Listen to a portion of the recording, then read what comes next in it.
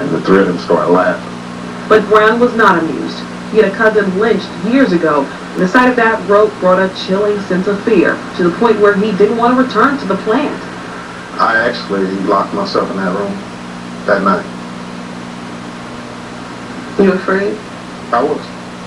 And I think I was the only black guy in the plant that night. In 2003, reports of vandalism, harassment, and demoting employees who complained of racial slurs at work became front-page news. At that time, after a threatened boycott by community activist Alonzo Washington, General Mills adopted a zero-tolerance policy on racial harassment, requiring diversity training for every plant employee.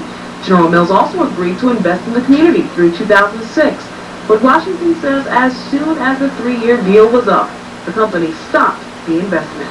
And after that 3-year period, you know, that type of grassroots support pretty much stopped. And, you know, they said, well, we feel like we resolved the problem, we weeded this out. The way they handle it, you know, is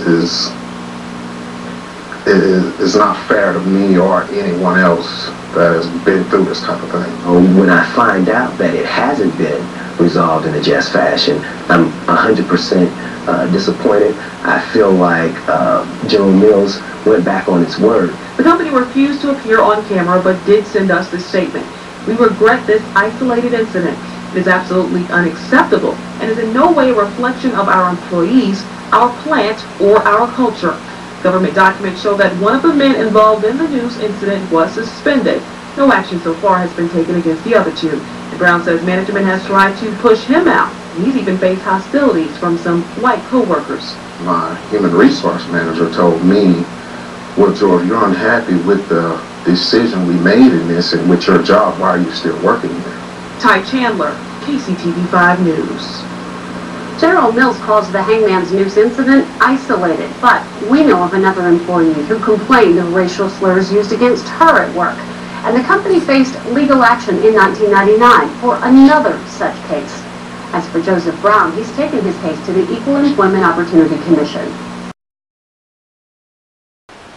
I am Robert C. Dupree from the Kansas City area here, and I'm a citizen both of the state of Missouri and of these United States, which also have the right to civil and constitutional rights, and that my rights or equal rights have been deprived in my cause of action against General Mills here in the Kansas City area.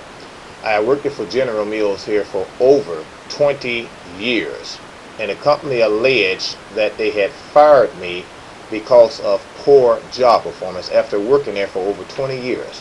Over 20 years of working with this company down here at General Mills, and they alleged that they fired me for poor job performance.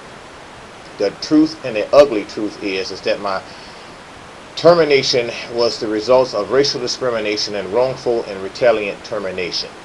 I had retained me, they terminated me back in December 27th of 99. This has been an ongoing battle for years, even though this is 2008.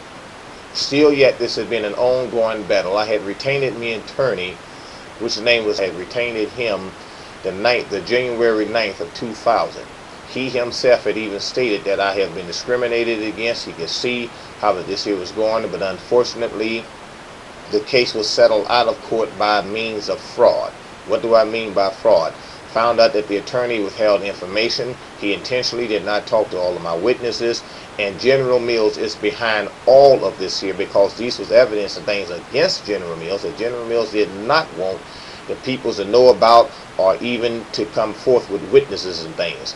And I even have a statement here, even say a letter from my former attorney, which was stating and reading here from documents that he was expecting that these peoples will come forth with statements of proof to prove that the supervisor was discriminating against me because of my race, and that management was aware of it and did not take their appropriate action. Well, this was an attorney here, a letter that was written from my former attorney, and we have evidence and things that show that such had even came and occurred and that was happening, but yet General Mills had gotten my attorney to deceive me into signing